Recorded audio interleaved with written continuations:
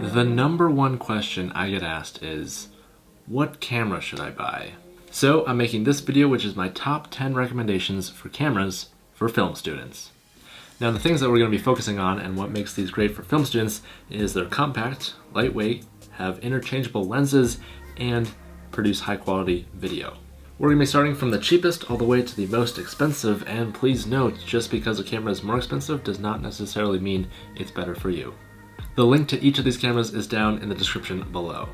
Alright, let's start off with number 10, the Canon SL2. Coming in at $549, this is a great entry-level video DSLR camera. I've got some experience shooting with this camera, and it has a surprising number of features that you would normally see on higher-end cameras. It does have a max resolution of 1080p 60, which isn't bad, but is starting to get outdated, and it is a cropped sensor camera. Most of my work here on YouTube is still 1080, so you're most likely going to be fine if you're just sticking with that. Coming in at number 9 is the Canon 80D. When I bought this camera about 3 years ago, I was very impressed, and I paid $1,100 for just the body, speaking of which all these prices are solely for the body of the camera. I have a separate video on the lenses that you should be using. Right now you can buy the 80D for $800, and since there's a huge market of used 80Ds, you can find them for even less than that. Coming in at number 8 is the Canon 90D, which is the updated version of the 80D. This guy is coming in at $1,200, and it can do 4K. If you already own an SL2 or an 80D and you want to upgrade to that 4K, the 90D would be a great option. So far, all three of these cameras use the Canon dual pixel autofocus for video, which is by far the best video autofocusing system that is out there. Coming in at number 7 is the Panasonic GH5. This guy is also coming in at $1,200. So this guy actually has a micro four thirds sensor, which is even smaller than the APS-C size sensor of the previous 3 cameras we've looked at. However, it does shoot 4K.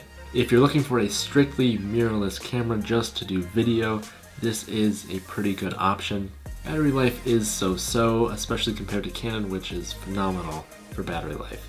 Coming in at number 6 is the Canon 6D Mark II. This guy is also $1,200, and it is a full frame camera. This means you're going to be able to fully utilize Canon's L series lenses along with a whole bunch of other lenses, which I talk about in this other video, which you can find up here. Full frame generally provides a nicer image with more depth of field and a cleaner image at higher ISOs. Coming in at number 5 is the Blackmagic Pocket 4K. This is just a tad more at $1,295. If you're really focused on having a compact setup that can travel well, this would be a great option. However, that means it does have the smallest sensor size at a micro four thirds, but it does shoot 4K up to 60 frames per second. That's pretty darn good. Coming in at number 4 is the Canon EOS R. This guy's coming in at $1,500. For a full frame camera that can do 4K, this is a phenomenal price. I should note that this camera uses a newer mount design, so you'd have to use an adapter if you already have Canon lenses. There are several new lenses that are specifically designed for the EOS R, and they are phenomenal. Coming in at number 3 is the Canon 5D Mark IV. This guy is $2,000. Now, I was a huge fan of the 5D Mark III when it came out and people realized DSLR video could actually make things look good.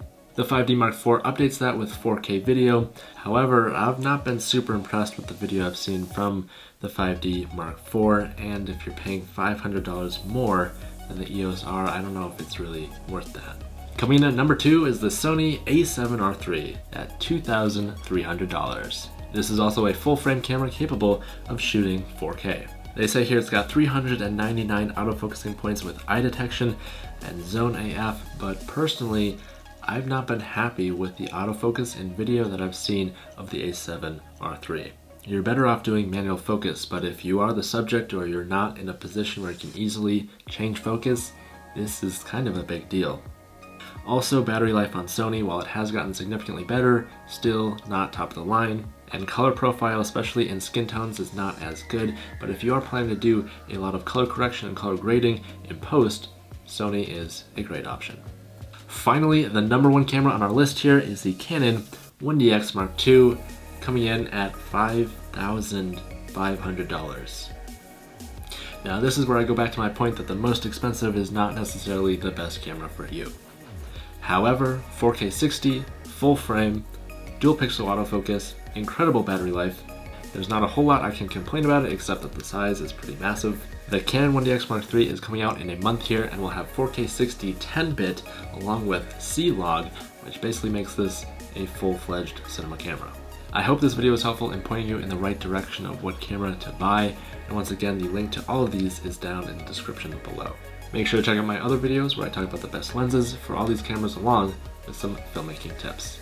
That's it for now, thank you for watching, and as always, don't forget to keep it pro.